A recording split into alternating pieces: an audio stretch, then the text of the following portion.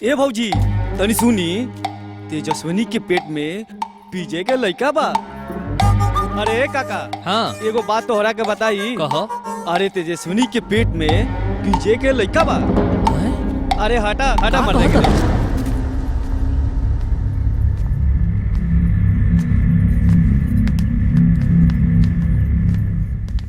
चाची, अरे चाची। का रे गंगुआ, काहे इतना मुंह फाड़ता रे? अरे चाची मुंह ना, एगो खास खबर देवे के बा। खास खबर? और तू? जी चाची, कानवा हेने करी रहुआ। बोला। तेजस्विनी के पेट में विजय के लइका बा। का रे, तोहरा के अक्कल बाकी ना? हाँ बोला।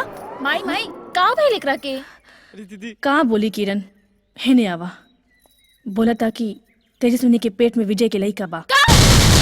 अरे हाँ दीदी, हाँ सही बोला तनी हम।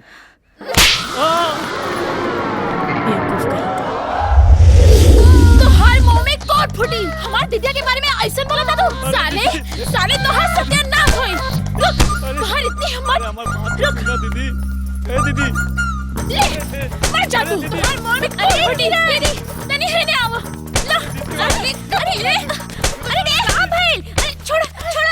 अरे काहे बेचारा के मारा तारू? दीदी मुझे सा देखा का बोला था? का? कि तोहार पेट में विजय के लइका बा। का? तोहर ई हिम्मत? उधार की जिंदगी जिए वाला हड्डी का ढांचा आज तोहर मुंह पे करिया पोर के तोरा के गधा पे बिठा दे। हाँ?